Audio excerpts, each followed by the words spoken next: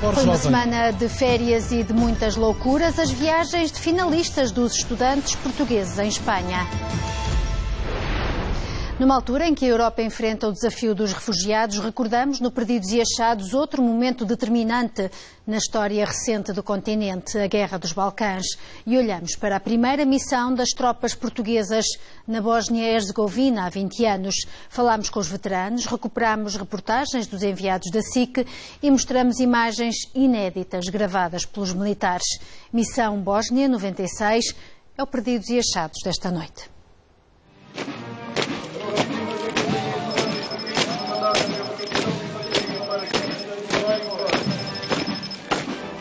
Está de partida para o Kosovo o 2º Batalhão de Infantaria Paraquedista. Há soldados que regressam aos Balcãs. O comandante, o tenente-coronel Francisco Sousa, e os sargentos Carlos Queiroz e Luís Neves são veteranos de 1996 da primeira missão balcânica das tropas portuguesas na Bósnia-Herzegovina. Vejo o regresso como um mal necessário. Somos uma força militar, mas que penso eu que somos talvez a única instituição capaz de pôr termo àquele tipo de conflito. É curioso, também já lá estive outras vezes. Tenho alguma expectativa em relação ao futuro do Kosovo. Se me perguntassem em 96 se isso iria acontecer, eu sinceramente não teria resposta para lhe dar. Com os Balcãs já pacificados, mas ainda policiados internacionalmente, o contingente é pequeno, com militares de outras unidades regulares do Exército. Em São Jacinto ficam outros paras, veteranos de 96. Em 2005 tive a oportunidade de voltar à Bósnia e tive uma missão no âmbito neste caso não no âmbito da NATO, mas sim no âmbito da União Europeia. E notei uma diferença muito grande. Qualquer militar que tenha estado em 96 encarou com uma postura diferente, para melhor neste caso. E agora voltava? Naturalmente que sim.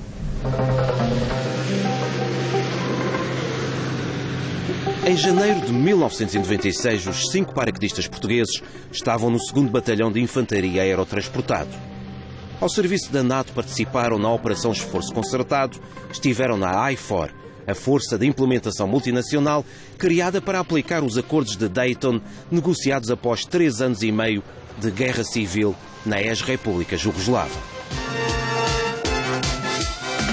Boa noite. 2 militares portugueses morreram esta noite em Sarajevo num acidente com um engenho explosivo. Um engenho geralmente utilizado em bombardeamentos aéreos ou pela artilharia. Começou da pior maneira a primeira missão militar portuguesa na Europa desde a Primeira Guerra Mundial. A 24 de janeiro de 1996, o acidente silenciou o contingente português, ainda em fase de instalação. 20 anos depois, a primeiro cabo paraquedista Sandra Borges não consegue ainda ouvir o toque de finados sem se lembrar dos camaradas Alcino Mota e Rui Tavares.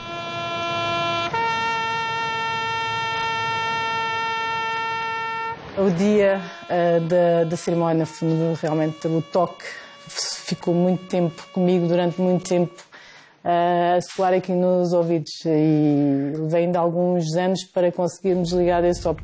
Atingido por dezenas de estilhaços, Aquilino Oliveira ficou gravemente ferido na explosão que destruiu a caserna de Zetra. Passou longos meses de recuperação em hospitais militares de Itália e Portugal. Ainda se recorda como é que as coisas aconteceram? Como é que as coisas aconteceram? Dessa explosão, aí a 3 metros de mim, a única coisa que me recordo perfeitamente foi quando se deu a explosão. E pronto. E só se percebeu disso quando deu pela explosão? Só percebi de ficar ferido na altura mesmo, na altura da explosão. Pronto, e foi na altura que eu estava ao pé da porta, comecei a pedir ajuda em português. Recordo-me de tempos difíceis, como é evidente. Recordo-me de passar momentos de muita tristeza, com alguma amargura no coração, e nem só, porque senti-me um jovem com 22 anos, na altura ficar completamente incapacitado para fazer aquilo que mais gosta. Inicialmente uma revolta tremenda, que depois deu asa a ter força para poder continuar a minha vida.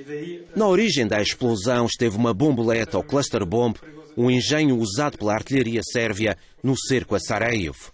Tudo indica que tenha sido um engenho explosivo que o nosso militar terá trazido à área onde estava a trabalhar. Encontrada em Vogoša, a norte da cidade, na antiga fábrica da Volkswagen, onde se instalou o batalhão de apoio e serviços, a bomboleta explodiu na caserna de Sarajevo, onde dormiam inicialmente soldados italianos e portugueses. Nessa altura, nós tínhamos em Sarajevo, que a força não estava toda lá, tínhamos um único telefone de satélite. Toda a gente queria falar para Portugal, o Presidente da República, o Primeiro-Ministro, as famílias, ministros, vários, chefes militares, toda a gente queria falar para Sarajevo para uma linha, e nós tínhamos que pedir à Marconi de vez em quando, se não se importa, não passe mais chamadas, nós precisamos fazer uma chamada de serviço. Portanto, foi de facto tremendo, e houve ali uma espécie de querer passar responsabilidades, os italianos para nós para os italianos. Portanto, eles que nós tínhamos levado uma bomba para o quartel, nós que eles não tinham limpo aquilo que eles é que tinham a obrigação de desminar, e era verdade. Portanto, houve ali houve ali 2 dias, digamos assim, em que as coisas não correram da melhor maneira. A família é ótima, não falha nada, 100%. O acidente aumentou ainda mais a pressão mediática já existente sobre o contingente português. O controle da informação sobre a missão passou a ser uma regra quando 20 jornalistas chegaram ao terreno, com o apoio do Ministério da Defesa, já assim que fazia reportagem há 2 semanas. Bem, aqui na Bósnia, primeiro foi a euforia inicial própria de uma estreia. Livre acesso à informação, do soldado ao tenente-coronel, todos os jornalistas puderam falar com quem quiseram, quando quiseram e sobre o que quiseram. Para isso tiveram mesmo a bênção de 2 homens dos serviços de informações enviados de Lisboa. Claro está, um procedimento que não deu resultado, porque acabou por pôr a descoberto os piores aspectos desta missão.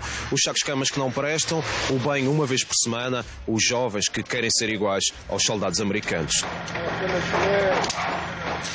A questão dos equipamentos, que havia falta em alguns equipamentos, a questão do frio, a questão da alimentação, com vários problemas ao princípio com a alimentação, que era fornecida pelos italianos e não estava de acordo com os nossos hábitos. Aqueles problemas todos que a força estava a sofrer, rapidamente os jornalistas se aperceberam deles e caíram na comunicação social e, naturalmente, em Portugal, não é? Depois veio a ordem para fechar a boca, só deixar falar de tenente-coronel para cima e controlar o acesso ao batalhão.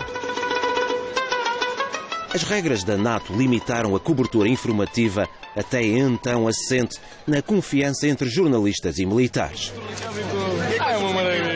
Globalmente, eu considero esse seguimento para a comunicação social muito, muito positivo, porque, ao fim e ao cabo, foi a maneira de dar a conhecer ao povo português a existência de forças armadas disponíveis e capazes e fazer o povo português acompanhar, interiorizar e acompanhar a missão, seguir as dificuldades que eles estavam a ter.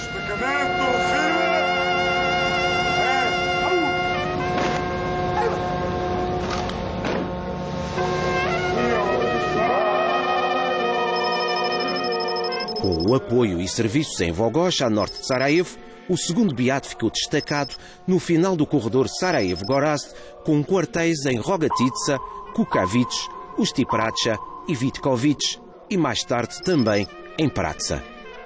Sob responsabilidade portuguesa ficou o enclave muçulmano de Gorazd, no leste da Bósnia, e um extenso território controlado pelos sérvios bósnios.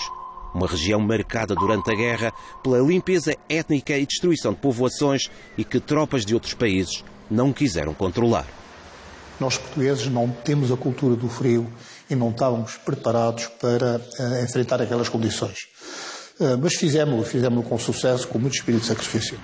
E foram os homens do pelotão de reconhecimento que andaram na linha da frente a fazer cumprir os acordos de paz. Havia ainda itinerários de montanha, pessoal militarizado que não estava muito bem consciente que supostamente a guerra já deveria ter terminado. Portanto, deparamos com situações dessas e tivemos que agir por forma que, de maneira pacífica, digamos assim, e que eles nos entregassem as armas. Fizemos uma operação que foi de substituição dos sérvios para a nossa tropa nos abrigos ao longo do itinerário que ia de Gorazde para Jabuka. Era a primeira vez que estávamos a ocupar uma área de operações numa situação, como todos sabemos, em que a população estava ou ainda estava em conflito, ainda estava a sofrer as consequências de todo o conflito que se tinha passado e que de vez em quando ainda existiam alguns focos de tensão e mesmo de luta entre as fações. 20 anos depois, e já sem as limitações que ficaram conhecidas pela Lei da Rolha, falam alguns dos que não falaram na altura. As imagens VHS são de Jorge Oliveira, sargento em 96, atualmente na reserva, a trabalhar fora de Portugal, registou as dificuldades iniciais da missão que os jornalistas não conseguiram registar.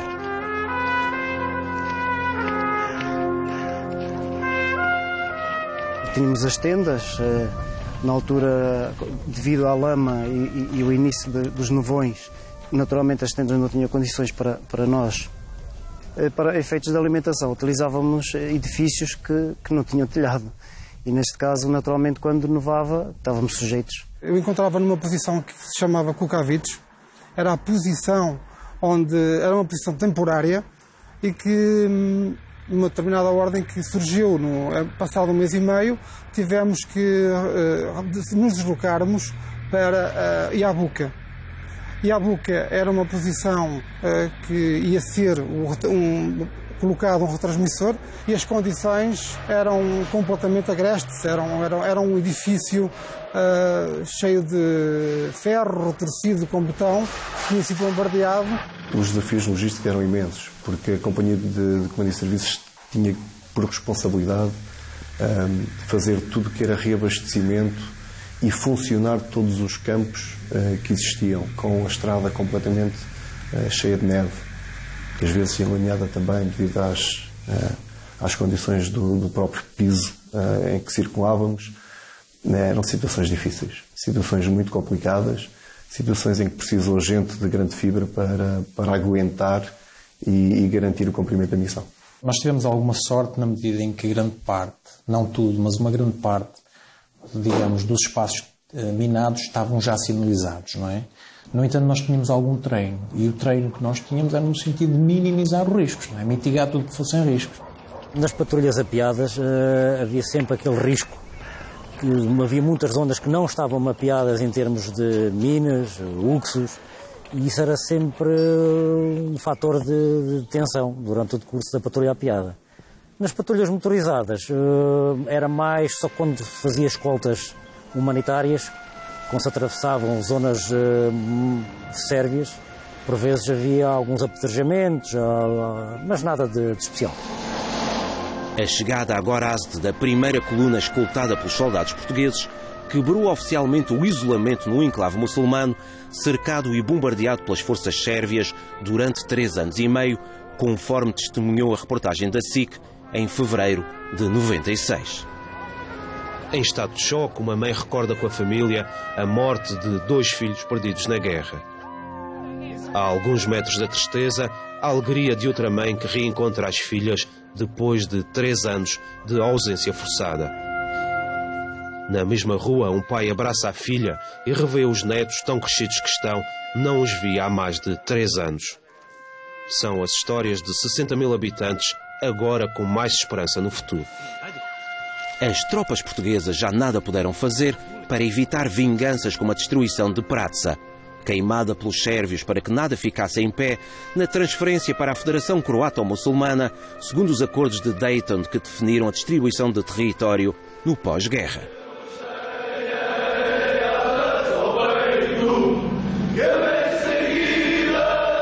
No posto de comando em Rogatica, no princípio de fevereiro, o capelão César Fernandes celebrou a primeira missa portuguesa em solo bósnio. Como padre militar, deixou os primeiros conselhos para enfrentar as dificuldades da missão. Contra as tentações, continência. Continência. Nesse aspecto é um pouco arriscado no aspecto da tentação, é um pouco arriscado os jovens meterem-se em situações menos corretas aqui nesta área. O corpo de Cristo. O corpo de Cristo. Tive de fazer não só de sacerdote, de padre, como também de psicólogo um pouco, não é? Porque na altura os batalhões ainda não tinham psicólogos consigo, não é? Ergue os teus olhos ao alto, ao teu Senhor, teu perdão. O padre César correu todos os aquartelamentos e posições avançadas a dar missa e a confortar os soldados. Eu recordo com muita alegria as celebrações em que eu sentia que as pessoas longe de casa, longe das famílias, longe das esposas, das namoradas, às vezes dava a impressão que até se tornavam mais religiosos. A fé deles que aumentava. Cantarei o amor. Eu recordo meia dúzia de casos em que alguns dos camaradas não foram capazes de ultrapassar a saudade, tiveram algumas dificuldades, choraram algumas lágrimas amargas no meu ombro. Pela primeira vez nas Forças Armadas Portuguesas, houve também o aprontamento de 10 mulheres, quase todas ficaram em Sarajevo, no apoio e serviços. Sofia da Borges, se querem. Ali, essencialmente, era militar e não exerci mesmo a função militar e não como mulher. A mulher era quando eu tirava a farda, sim. Eu e um oficial, nós tínhamos que passar por um túnel, que era mais ou menos 1 quilómetro, que era só uma via. O oficial saiu, né, para verificar se havia viaturas a vir, e o que aconteceu? Eu disse, olha, vamos avançar porque isto não tem nada, e aquilo era completamente escuro. Entramos, já quase a chegar, surpreendendo por um caminhão com 3 sérios lá dentro, armados. O que nós fizemos foi realmente fazer todo o trajeto do túnel de marcha atrás, não é? Na altura, a equipa da SIC passou algumas horas com Sandra Borges. 20 anos depois, a primeiro cabo paraquedista recorda a condução na neve e a hostilidade inicial de ex-combatentes sérvios. Houve muitos piropos? Acho que é normal ouvir, não é? Já é normal, é hábito já. Já não é daqui, também é de lá da base, já é normal. Há outras situações que eu também me recordo de fazer o serviço de guarda, os sérvios a passarem e acharem um bocado estranho de ver ali uma mulher e queriam ultrapassar o limite. A maioria dos que cumpriram a missão de 96 abandonou já a vida militar, mas continua regularmente a manter contacto com os ex-camaradas de armas. O Dia da Unidade em São Jacinto, no Regimento de Infantaria número 10 da Brigada de Reação Rápida, ficou este ano marcado pelo 20º aniversário da Operação Esforço Concertado. 20 anos depois, o estandarte nacional foi entregue à mesma unidade de 96, agora destacada no Kosovo, como 2º Batalhão de Infantaria Paraquedista.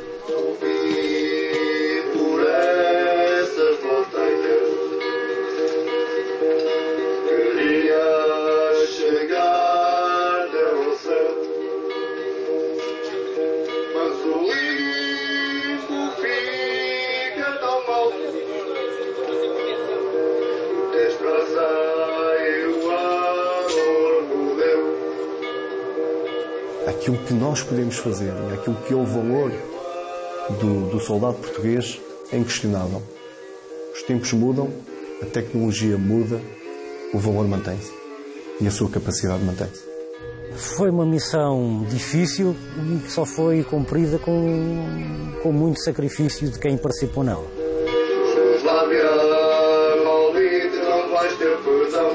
O desempenho das forças portuguesas em África, nomeadamente depois do 25 de Abril, foi por vezes de molde a não merecer grandes elogios. E era necessário definitivamente limpar essa imagem. Era necessário deixar perfeitamente claro que nós somos portugueses, as Forças Armadas Portuguesas são as Forças Armadas Portuguesas, perfeitamente aptas, capazes e corajosas para o desempenho de qualquer missão. Todos nós sabemos que qualquer missão no exterior, neste caso, no meu caso foi nos Balcãs, mas nestes que estão tanto a ser feitas recentemente, têm sempre riscos conhecidos, não é? qualquer teatro de guerra tem. E que mensagem poderiam dizer? Poderia dizer que tenham sempre coragem, atitude e fomos ensinados para isso.